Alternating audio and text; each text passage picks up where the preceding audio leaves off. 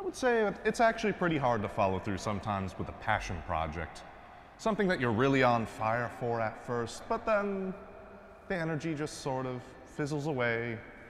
The initial excitement of whatever you're doing seems to just wear off. Enthusiasm's a hard thing to keep up. How many here, and I won't take a show of hands, how many here have picked up an instrument, bought one, only to just relegate it to the next garage sale after several weeks of frustration? I see a couple of chuckles, so I'm going to take that as a yes. And on a positive side, I can only imagine how much discipline it takes to keep the enthusiasm of a marriage going 5, 10, 20 years down the road. And as far as enthusiasm, I don't even have to talk about New Year's, the day that launched 1,000 unused gym memberships and thrice that number of soon-to-be-abandoned resolutions. Discipline is always a little part of the deal with something that we're enthusiastic about. They're different things and sometimes uneasy bedfellows. But I want to ask the question here, is loving God, is knowing God the same thing? Does the same thing happen when we have that experience of God? When we have that first encounter with God? Maybe we didn't have a sense that God was to begin with. Maybe we might have had some sense of it, but maybe we had a deeper experience at some point of who God really is. Maybe there was some point when we were really lit on fire. We heard a particular passage from the gospel and something lit up within us. It's almost like Peter seeing Jesus walking on the water toward us. It's that same sort of energy.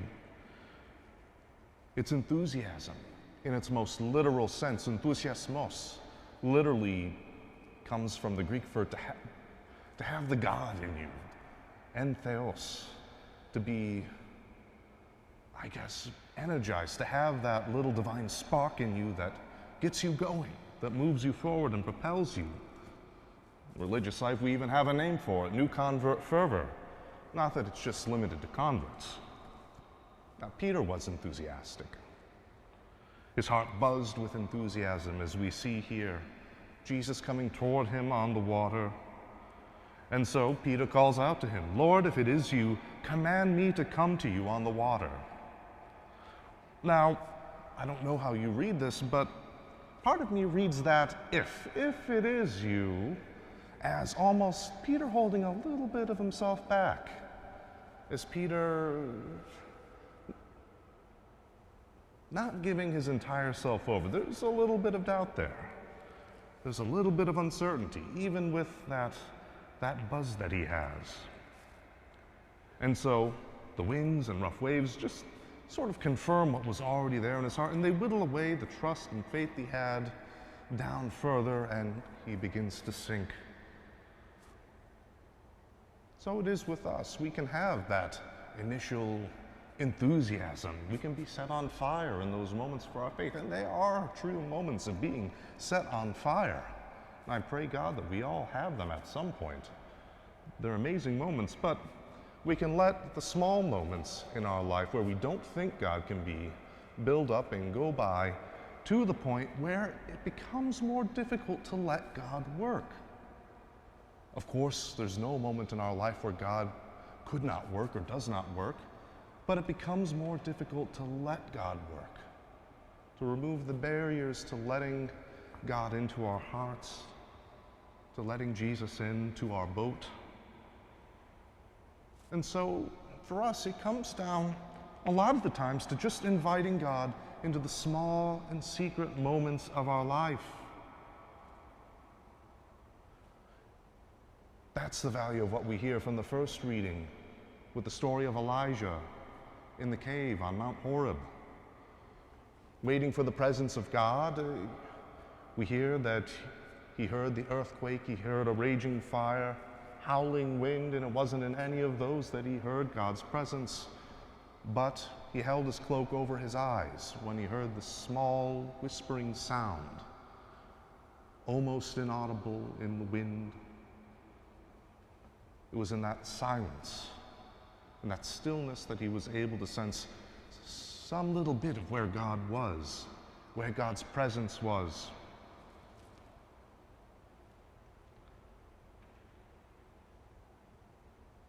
And so it is that prayer and relationship with Jesus is something that we ought to strive for, mostly in those small moments. We can have the temptation to rely on those big moments that are epiphanies for us.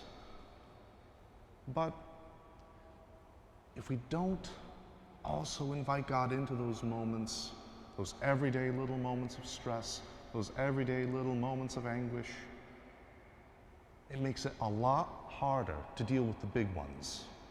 When the seas really get choppy, when the wind kicks up, when storms come in, if we don't say, Lord, save me, I'm tired at the end of the day. Save me like St. Peter said, save me. Lord, I'm frustrated. Lord, save me. I'm not sure where my job is going right now. Lord, save me. I can't deal with my neighbors right now. Lord, save me. My family members are ringing the phone off the hook. Lord, save me. It's all those small little moments of stress, those small moments, and they don't have to be negative ones either. They can be moments of thanksgiving where we see a little bit of beauty in the world around us. Lord, thank you. Come into my boat. Be with me now. Even inviting God into those moments, small as they might be, is another way of putting voice to that relationship that's always there. That Holy Spirit praying through us that sometimes we don't always understand or hear or feel is praying or is connecting us to God. So it's always in those moments. But the thing is, it takes vigilance. It takes vigilance to be able to do that, to be able to build up that habit of prayer. As St. Paul called it, unceasing prayer. That state of heart where we're just opened up to the will of God, opened up to where we might be led in a situation. It takes vigilance. And it takes vigilance for everyone. It even took vigilance for the saints, especially for the saints.